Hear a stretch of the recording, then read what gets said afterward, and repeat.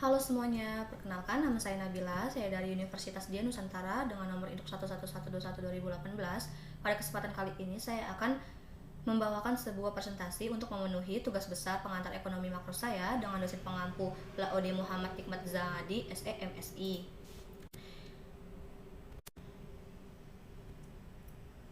Pada kesempatan kali ini, saya akan membawakan video presentasi mengenai perdagangan internasional. Apa sih perdagangan internasional itu? Perdagangan internasional adalah sebuah proses atau kegiatan jual beli yang dilakukan satu negara dengan negara lain, di mana hal ini terjadi sebagai akibat keterbatasan sumber daya yang ada di negara tersebut.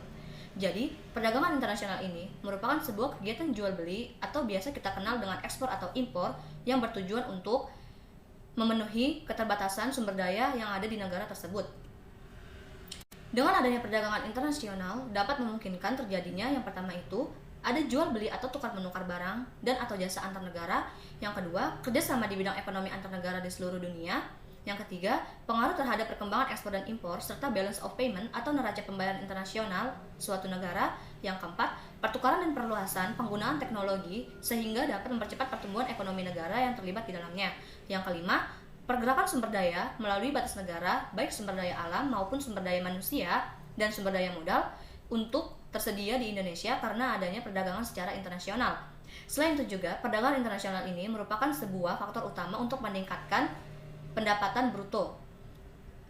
Perdagangan internasional pun turut mendorong industrialisasi, kemajuan transportasi, globalisasi, serta kehadiran perusahaan multinasional. Selanjutnya ada tujuan dan manfaat perdagangan internasional. Apa sih tujuan dan manfaat perdagangan internasional ini? Yang pertama itu, ada dapat memperoleh barang atau jasa yang tidak bisa dihasilkan dari negara tersebut karena adanya perbedaan sumber daya alam, kemampuan sumber daya manusia, teknologi, serta lainnya. Yang kedua, dapat memperluas pasar untuk tujuan menambah keuntungan dari spesialisasi produk atau barang.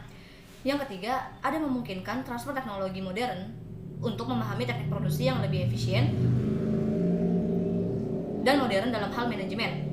Yang keempat, dapat mempercepat pertumbuhan ekonomi sebuah negara. Yang kelima, menambah devisa melalui hasil ekspor.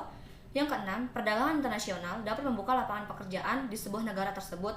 Yang ketujuh, menjalin persahabatan dengan negara lain. Yang ketujuh, meningkatkan penyebaran sumber daya alam sebuah negara. Dengan adanya perdagangan internasional ini, tentunya ada hambatan-hambatan yang akan terjadi. Hambatan-hambatan itu ada satu, perbedaan mata uang. Yang kedua, kebijakan impor suatu negara-negara proteksi. Yang ketiga, ada kuota impor. Empat, ada perang dan resesi. Yang kelima, adanya tarif yang dibebankan pada atau atas lintas daerah pabeanan. Yang keenam, produsen ekspor masih berbelit-belit sehingga memerlukan waktu yang cukup lama. Selanjutnya, ada teori penyebab terjadinya perdagangan internasional. Yang pertama itu ada teori klasik. Di dalam teori klasik ini ada 3 teori. Yang pertama itu ada teori keunggulan absolut yang dikemukakan oleh Adam Smith. Teori ini menyatakan bahwa keunggulan mutlak merupakan keunggulan yang didapatkan oleh sebuah negara karena berhasil membuat biaya produksi barang dengan harga yang lebih murah daripada negara lain. Menurut teori ini juga, jika harga barang dengan jenis yang sama tidak memiliki perbedaan di berbagai negara, maka tidak ada alasan untuk melakukan perdagangan internasional. Yang kedua, ada teori keunggulan komparatif yang dikemukakan oleh David Ricardo. Teori ini menyatakan bahwa meskipun suatu negara tidak memiliki keunggulan mutlak dalam memproduksi barang tertentu, namun perdagangan internasional tersebut apabila saling menguntungkan masih dapat terjadi.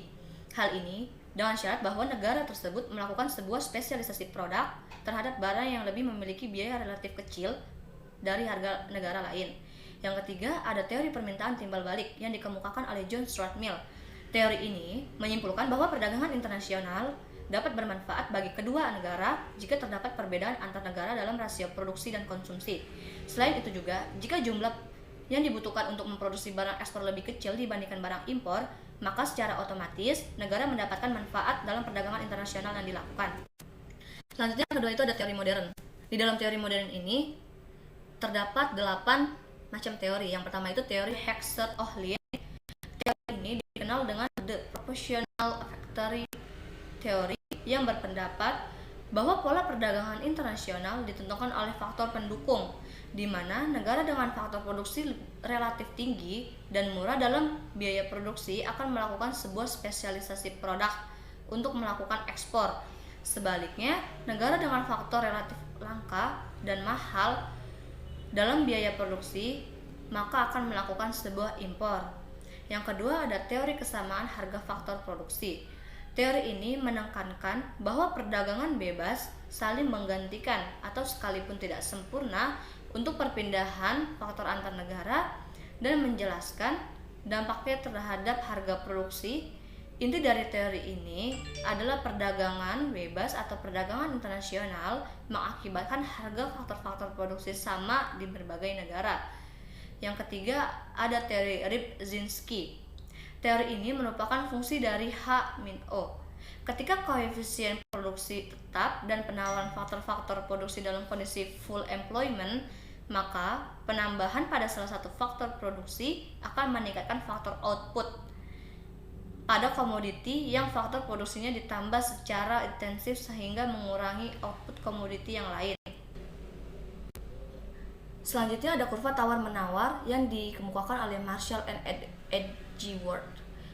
Pada dasarnya, kurva tawar-menawar ini suatu negara memperlihatkan seberapa banyak suatu negara tersebut bersedia menyediakan komoditi ekspornya untuk memperoleh komoditi impor dalam jumlah tertentu.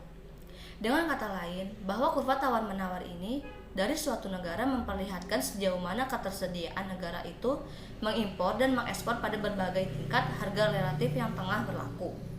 Selanjutnya yang terakhir ada teori biaya oportunitas. Pada teori ini yang dikemukakan oleh Salvatore yang mengungkapkan bahwa biaya sebuah komoditi adalah jumlah komoditi kedua yang harus dikorbankan untuk memperoleh sumber daya yang cukup untuk memproduksi satu unit tambahan komoditi pertama. Selanjutnya, ada faktor pendorong perdagangan internasional. Apa aja sih faktor pendorong perdagangan internasional itu? Yang pertama itu adanya pasar bebas, yang kedua adanya perbedaan kondisi geografis, yang ketiga adanya peningkatan perkembangan teknologi dan informasi, yang keempat adanya perbedaan teknologi, yang kelima adanya ketersediaan sumber daya alam dan perbedaan faktor produksi, yang keenam ada memenuhi kebutuhan dalam negeri, yang ketujuh ada menghemat biaya. Selanjutnya ada regulasi peran dan kebijakan perdagangan internasional. Regulasi perdagangan internasional. Umumnya, perdagangan internasional ini diregulasikan melalui perjanjian bilateral antara dua negara pada tahun-tahun sejak Perang Dunia Kedua. Perjanjian multilateral kontroversial seperti GATT dan WTO memberikan usaha untuk membuat regulasi global dalam perdagangan internasional. Kesepakatan perdagangan tersebut kadang-kadang berujung pada protes atau ketidakpuasan dengan klaim dari perdagangan yang tidak adil yang menguntungkan secara mutual. Selanjutnya, regulasi dari perdagangan internasional ini diselesaikan melalui World Trade Organization atau WTO pada level global dan melalui beberapa kesepakatan regional seperti Mercosur di Amerika Selatan, NAFTA antara Amerika Serikat, Kanada, Meksiko, dan Uni Eropa di antara 27 negara mandiri. Selanjutnya ada peranan perdagangan internasional dalam perekonomian. Yang pertama itu efek perdagangan internasional terhadap pertumbuhan ekonomi.